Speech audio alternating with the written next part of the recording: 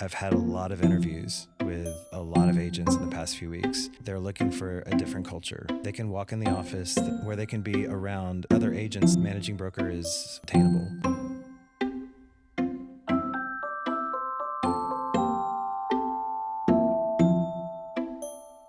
All right, everyone, welcome back to the Business of Homes podcast. I'm your host, Michael Conrad, and I am rejoined by my friend, Chris Grimes, who is an excellent real estate agent and is someone who has seen a few things in his time here in Middle Tennessee. Thanks for joining me again today, bud. Oh, it's an honor. I can't help but see you as someone that has great stories to tell because of the places you've been. And I'm not even talking about all probably the parts of the world you saw before real estate, but just the years you've been in real estate here in Middle Tennessee. You've been at a number of brokerages. You've been on, your business has looked a number of different ways. And I don't know if that's because you like to jump ship or if opportunity kept calling your name, but I feel like it's given you probably a really great vantage point because, let's face it, there's a lot of change going on today. And if you are unaccustomed to change in real estate, everything that's going on to us here in Middle Tennessee real estate is going to feel real unnerving. There's a lot going on. So help me understand a little bit of kind of where you started and then kind of how you got here, because things are changing for you even within the last couple of months.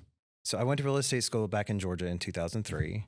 I had worked at Bell South and in a asset-based lender company as well, and didn't really care for the environments and stuff. And I met a broker owner of a Sotheby's franchise down in Savannah, Georgia.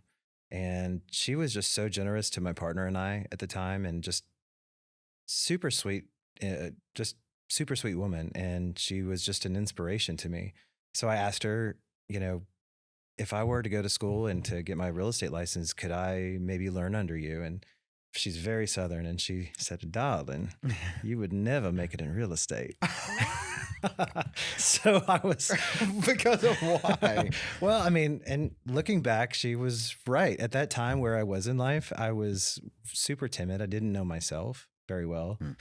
But anyway, so, I took that as a challenge. And so I went to real estate school. And when I finished, I went to Barney Fletcher, which is, I don't know if it's still called Barney Fletcher, but the best real estate school in Atlanta at the time.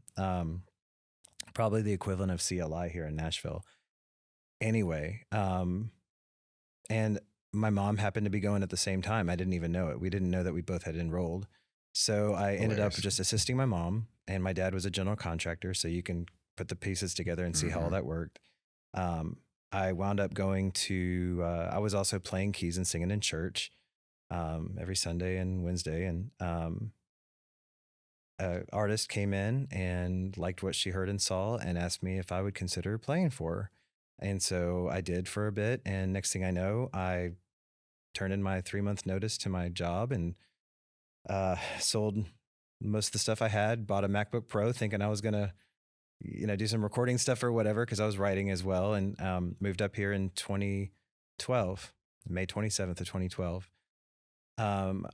We went on a major tour. We were opening up for Luke Bryan and Jason Aldean on the My Kind of Party tour. And then that just little big town, Florida Georgia Line, Hunter Hayes, and all these other great people and everything.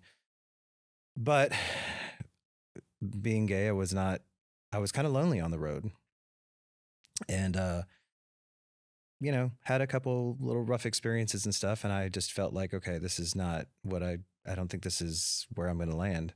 And I met John in 2013, my husband now.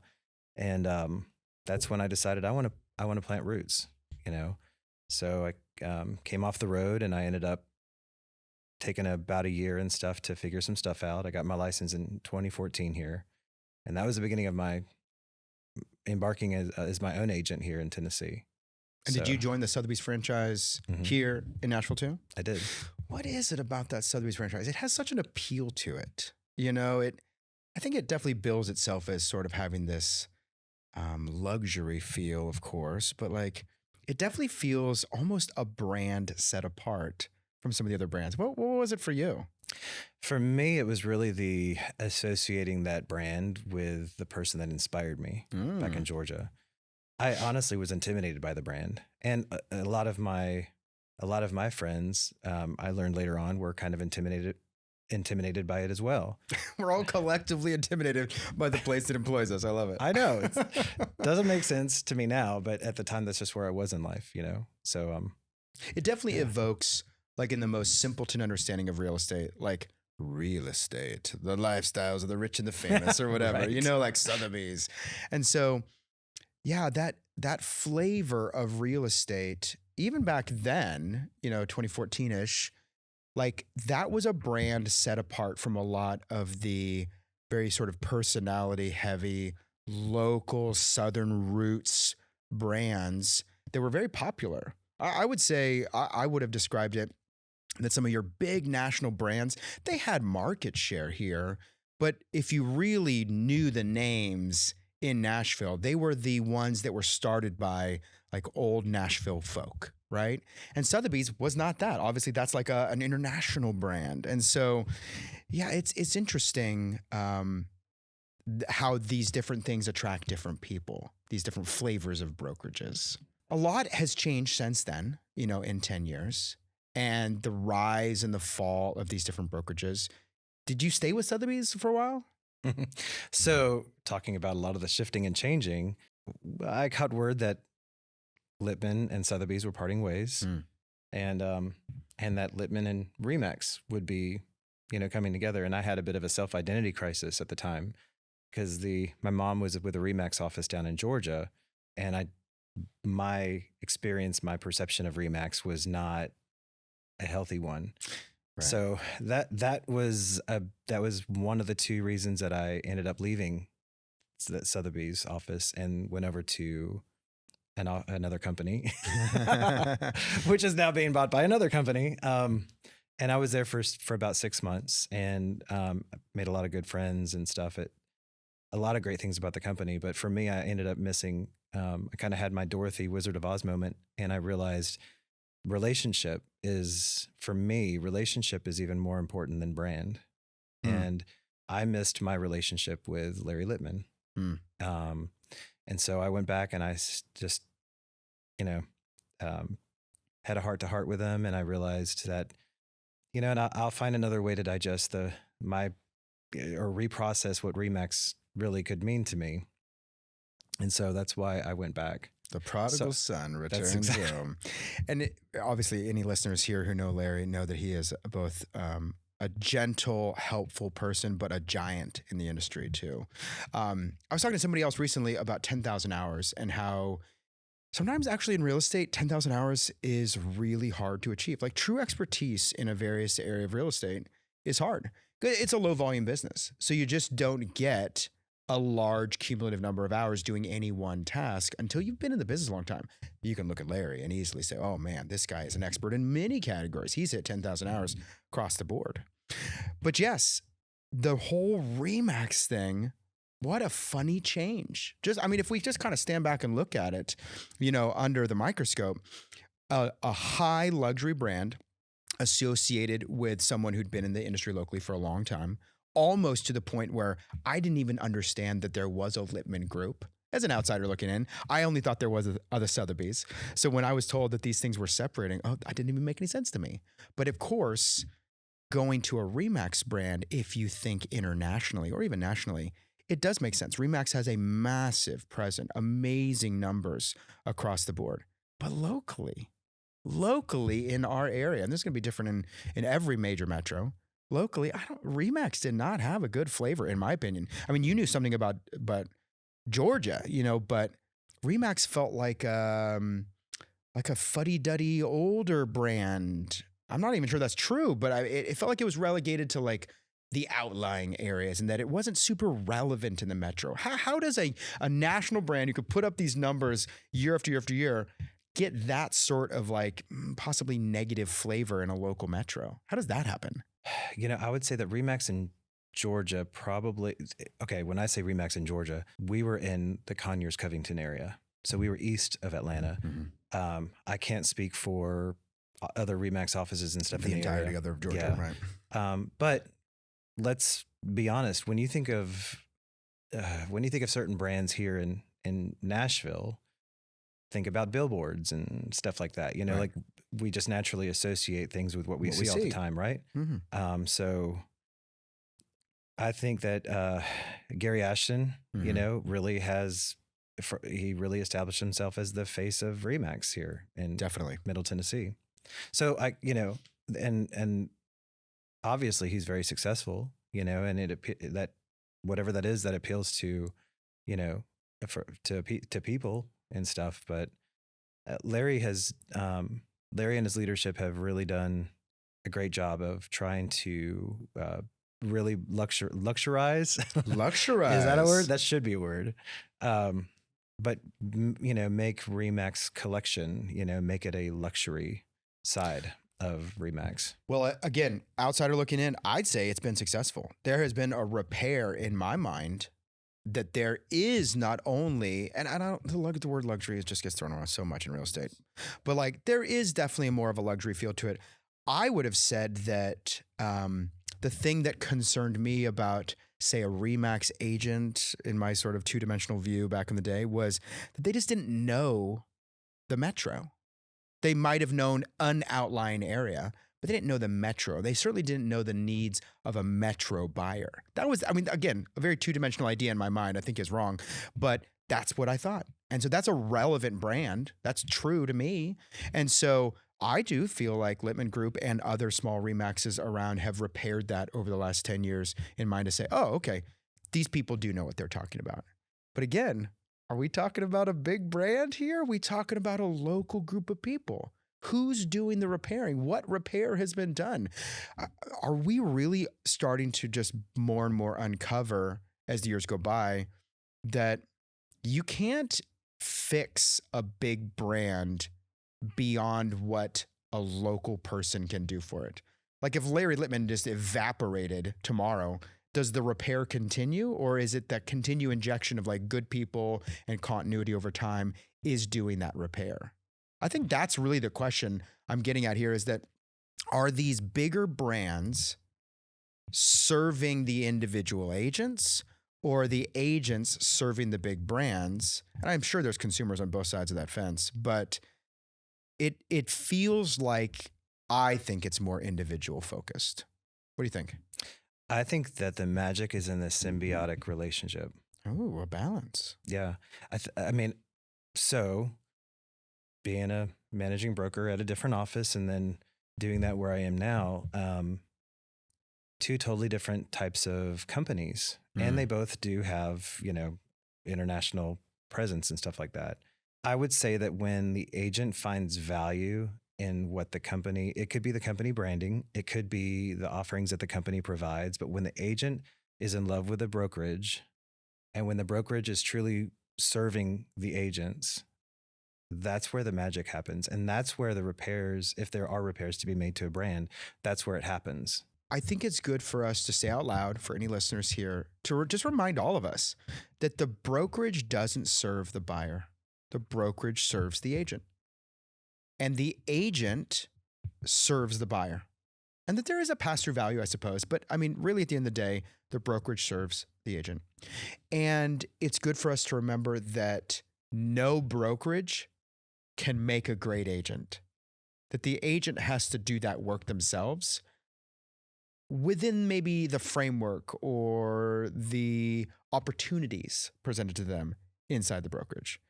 But a brokerage can't make a great agent. You have to have that work either in you or you have to pursue it. But I do think it begs the question then, does the agent need the brokerage? Because the consumer doesn't understand any of this stuff. The consumer probably couldn't tell you the differences in any of the team, brokerage, why my friend, the real estate agent, used to be at KW and now they're at, you know, this Remax, you know, whatever. Like the consumer can't explain any of this stuff. So does the agent need the brokerage? I would say yes. Okay. For a few different reasons. Some of the things that brokerages bring in value is I mean, the one-on-ones, the things that we all know about, right? Training, the like marketing, abilities and, relationships and stuff. I mean, an agent can go out there. Don't get me wrong. There are agents that go out there and they become their own broker. They have their own mom and pop shop and they do very well. They end up spending a lot of time going and forging those relationships and negotiating contracts with different publications or different other avenues to be able to push marketing out and, and stuff like that. There's this whole other part of their mind that they have to, instead of 100% of their attention being solely just on their clients, building their business and their clients and stuff, they're needing to take 20 or 30% of their time to also think about the business parts of it. The everything from compliance to, all the law changes and the rules that are changing, coming down from the local boards and stuff. Perfect example with the NAR settlements and all that stuff. So there are rules and things that are being changed at the national level being passed down into the local levels. And then those local levels are having to collaborate with the MLSs to come up with new ways of doing business, new ways of advertising and getting certain things across that we won't be able to get across the way we used to. Our forms are changing, it's a tremendous value for an agent to be connected with a brokerage that is staying on top of those things. Otherwise, and I actually see this a lot,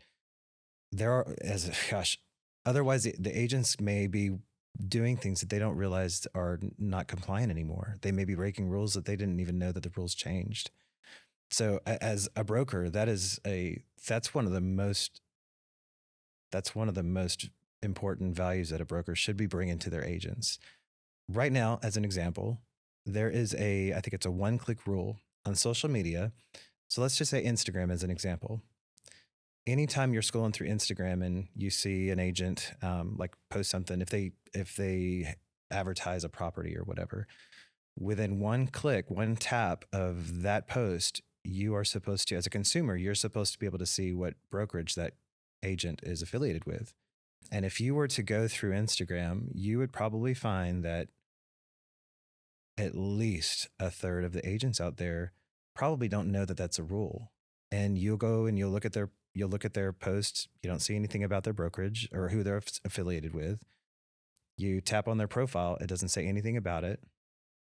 There's a lot of that. And that's a Trek rule.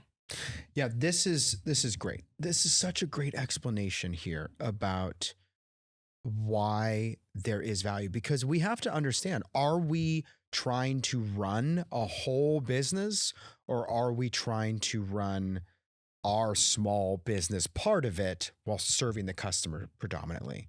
It's a great explanation. And it should be no surprise to me. I'm in the service industry where there are many solo practitioners who can and often do fail to long-term provide high quality to their customers because they're having to do all this extra stuff around the business management side. And unless you just love that part of it, that can start to suck up time, at various points in your career and degrade maybe your availability, your brain power, the quality of service you provide. So it's a good reminder that there is leverage. You can leverage your time, leverage your quality of service by associating yourself with a great brokerage. And so while we can say that the brokerage has benefit, perhaps my question that I was baiting you on about does it have benefit is really more about, has some of the brokerages lost sight of what the values they need to be giving to agents? Because that's changing too. There's obviously rules coming down from Trek, but those are being heavily enforced at the MLS level. I know that. And do all the brokerages, there's so many differences between all of them. Are they keeping up with the changing times? Are they offering the value? Because people jump brokerages all the time. And so if there was real value being offered, maybe they would be more sticky. You've been a managing broker before. Why are people changing so often? Okay. So with all of the way that the news was spitting the NAR settlement stuff, rumors start flying. Agents are concerned. The way that buyer brokerage is performed or transacted in it varies in different states. In Florida, it's pretty common not to have a buyer representation agreement. In Tennessee, it's very common. We should be doing it every time. It's more common. We'll say that. So then you have, when listening to the news and hearing these things and stuff, they're trying to put a blanket report out there or blanket news story or whatever. And they're trying to keep it interesting, I guess. I don't, keep it digestible, perhaps. And it ends up scaring a lot of people. And so then there was a moment where I saw some agents shifting between brands because, okay, the Anywhere company, which owns Sotheby's, Corcoran Reverie, Coldwell Banker, Century 21, and some other companies, like they settled early. And so there were some agents that felt, oh my gosh, if I go and I affiliate over there, then, I'll be protected, Then there were some that felt, they were just part of something that was a little too big, and they got lost in the school of fish, and they just needed to have a better connection with their broker, and so they made shifts as well. There's a million reasons why agents, are changing right now, but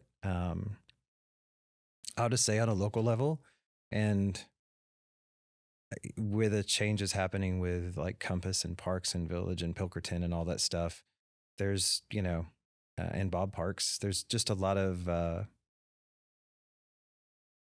stuff that just gets splashed out there very quickly. And I feel like there's a little bit of unrest, and that's happening in the middle of the whole shifting of what will be able to be put in our MLS with buyer brokerage compensation, and what changes will come to our forms, and how buyers agents really will get paid.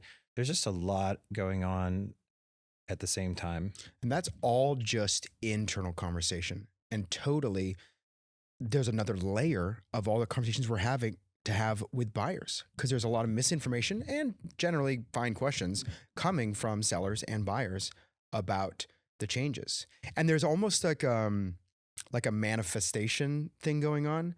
Buyers and sellers are now asking questions in a bit of a loaded question sort of way about like, so things are changing, so what does it look like? And they're manifesting the change by the way these questions and conversations are being had.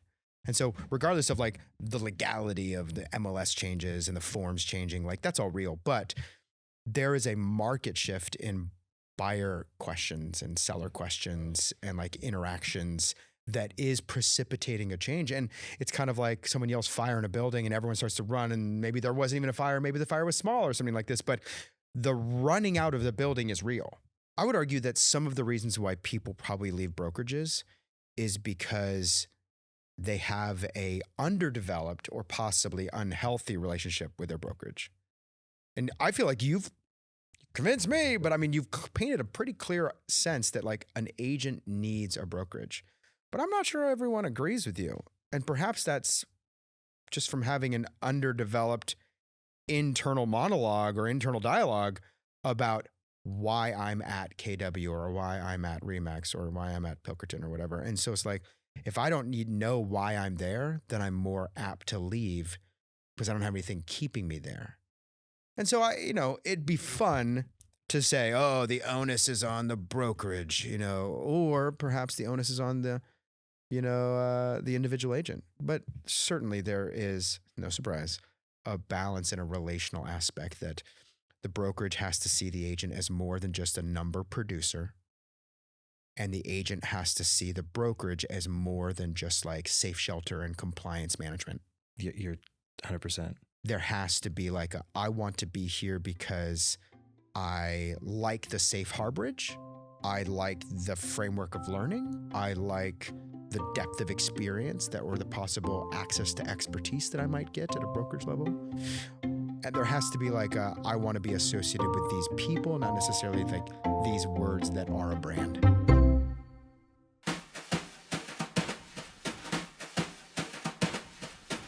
Hey everyone, it's Jake, Director for the Business of Homes podcast. I hope you've been enjoying today's episode, starting with how to repair a brokerage's reputation, the importance of brokerages letting their agents focus exclusively on their clients, and reasons why agents leave brokerages.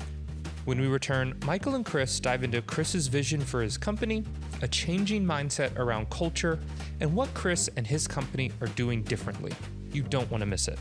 Don't forget to follow us on Facebook and Instagram at The Business of Homes Pod, where you can interact with us and see some great bite-sized pieces from all of our episodes. For you listeners out there, did you know our entire podcast is filmed and is on our YouTube channel? Check it out next time you want to see our amazing guests tell their stories. And are you currently watching this episode in video format? Don't forget to follow us on your preferred audio streaming service to take us with you on the go. Lastly, do you have any feedback or want to suggest someone for the show? Email us at thebusinessofhomespodcast@gmail.com. Please enjoy the rest of today's episode with Chris Grimes. Let's get back to it.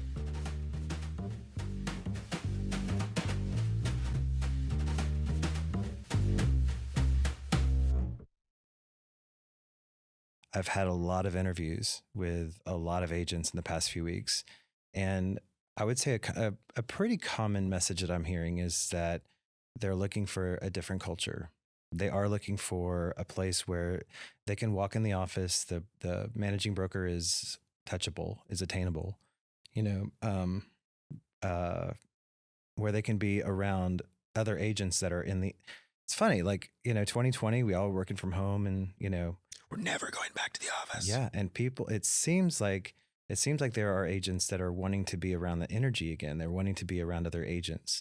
They're wanting to be in a collaborative environment. Well, that should surprise no one. This industry is not well known for having highly business oriented, motivated people at the outset. And typically you learn those skills and you develop those methods and modes through collaboration and through a brokerage, And so shocker that people are like, I can't actually do it all on my own. I don't have enough experience to do it, And so that's great to hear because I do think that there is immense benefit at the brokerage level in that collaborative element. And if you're missing it, it gets fuzzy for me where the brokerage is having value, without that piece. I see you talk to me about this interviewing. And I like to hear that because sometimes it feels like agents do jump ship and it's just about signing your name on some piece of paper. But if you're managing a brokerage that you are now, no, you're wanting to make sure that you have the right people on the boat. And maybe, I don't know, you tell me, maybe there's a limited number of spots on the boat.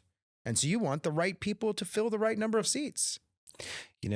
So for I can speak for our company, our vision is to have a certain amount of agents. We don't really want to have 300 agents. We don't want to be that size. We want to be a size where our brokers the agents can walk in the office and the broker is there and is available for them. That there is the broker can still go out and have a couple drinks or have dinner or lunches and stuff and still have a personal relationship with the agents and know how the agents conduct business and what's important to them, what their values are, or what they see value in. I would rather have 100 agents that are in it to win it, that they're driven, they're very real estate focused. That is how they bring home the bacon, then have 50%, whatever, 40% of the agents that are in real estate part-time and do it as a hobby. Okay. But let's get real here because this is hard because you're not running a nonprofit and you're not made of money to start. And so a brokerage is a business. Let's call it what it is. And you need revenue to run the business. You can't be there in an office offering your expertise and assistance and knowledge to an agent if there's not revenue coming in the door. And you can't attract the right people, without having the right whatever around you as a brokerage. And so you need revenue. And so that's where it gets real sticky because you don't want 80 drag and 20 pulling the whole team, but you need numbers. And so this is where I think the brokerages are having some of the smaller ones at the very least, a tough time saying no to an agent that they're interviewing, or even just not widely broadcasting a recruitment sort of statement. Because the truth is, you need people pumping out deals to be bringing revenue in the door. And so how are you doing that? I mean, managing brokers, support staff, like these people are often paid on percentages of total top line revenue coming in the brokerage's door, And so if you don't have volume at scale, you have to shut your doors. I mean, you can't just run on no money. And so how do you get 100 committed people when it's hard to go find them? It's hard to uncover those rocks and find those gems. I have to say that I owe Andrea Woodard a huge thank you for telling me something one time. Shout out, Andrea. When I was a brand new broker, as an agent, I've never been the person to cold call. I have never well, I've probably done it a few times, but it's not my thing. And working lead systems and stuff, like, that really wasn't I've done it and I've had some success, but that's really not what makes me feel happy. I don't enjoy that. And as a new broker, there was a time where I called agents and, tried to start conversations and stuff. And one day, I forgot who it was that I called, and Andrea Woodard answered the phone, the agent's phone. And she's like, "Hi, Chris." I was like, "Oh, hey, how are you doing?" And why are you calling? She would chuckle if she hears this. She'll chuckle about it because I've thanked her since. But she told me, she said, "Chris, attract, don't poach, attract." And like that was one of those short conversations that really made me pivot in a lot of things in life. So you were asking, how do you get 100 agents that are all in it and stuff like that? It really starts with a culture that you build in your company. So we have in our office, we have your national agent team, Aaron and Mary Joyce. My gosh, talk about an incredible energy and motivating. You sit down for 30 seconds with Aaron. I kid you not, 30 seconds, you get the same kind of energy that you would get from me if I was on steroids. Like it's incredible. He's very, very motivating. Valerie Clark, she's in our office, and my gosh, she's incredible. ML Davis, Caroline Cook. We have people in our office that are just very, I don't know, they just have a really strong positive energy, and they're very motivating to be around. They make my job easier. Oh, Charlotte Flowers. Where's my roster? Seriously, like that. I think that's where it starts. That's where it begins. It's think of it. I mean, I'm a pastor's son, so think about it like a church. There are people that want to go to a very pomp and circumstance kind of environment and stuff, and there's a brokerage for that kind of, situation. But you also have the churches that feel more natural. You walk in with your t-shirt and your jeans and, come as you are. And, we're here with open arms and we're here to support each other. That's kind of like that's the culture that I'm seeing our office become. Yeah. That's how you attract it. I think you have to have some anchor points, people that you can rally around, or you have to have some elements of that culture, what you're doing, the actions, the gathering, the mechanisms that you are attracting people in. But I like that it doesn't come from recruitment. It comes from the magnetism that you're creating, that attractive quality. And you have to have some center points, some element to the brokerage, some element to the onboarding or the ongoing, education and maintenance, or just the people, these points you're rallying around. And we're going to see the brokerage continue to be tested, I think, through this landscape. There's been a number of local, longtime brands over the last 5 years that have merged, joined forces, and those brand identities have gotten extra muddy and murky. And now we're seeing big players on the national scale KW, Remax, and of course, Compass, that are making plays for market share through acquisitions, through big money marketing.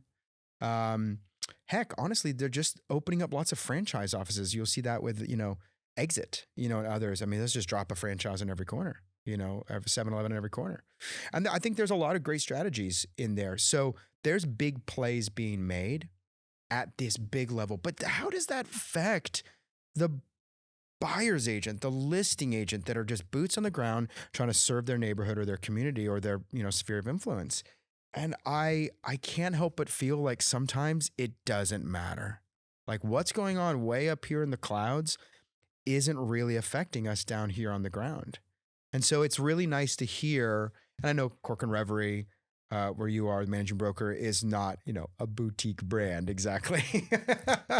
But it's good to hear that folks are having perhaps a boutique mindset, we'll say, around relationship management with their team, culture building.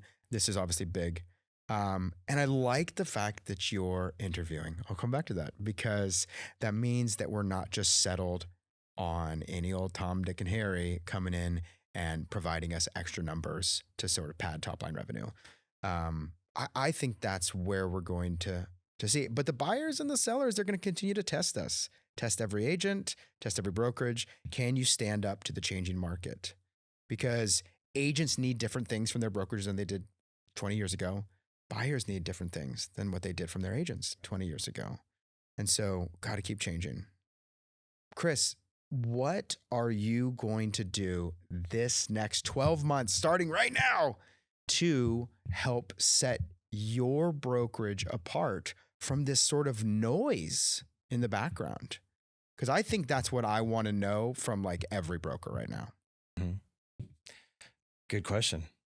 So there are a few things that I think already sets us apart. I'll say this. When Corcoran Reverie entered the market, Corcoran Reverie purchased Worth Properties, and there was Mary Sue Dietrich passed away around that same time. And so Corcoran Reverie did a very soft rollout. It was there wasn't like a huge big splash, being very respectful of the legacy and things that were going on at the time. And